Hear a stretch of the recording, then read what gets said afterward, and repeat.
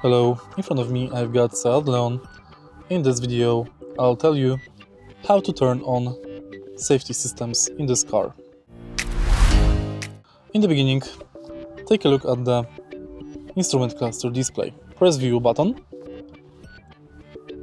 and next press OK button. Here you can enable lane assist, side assist, rear traffic alert and front assist. Next we can go to Car, and in Assist Systems you can also manage Parking Assistant, Smart Assistant like Traction Control, Start-Stop System, Lane Assist, and Driver Alerts like Side Assist, Exit Warning System, Dynamic Road Sign Display, and Driver Alert System.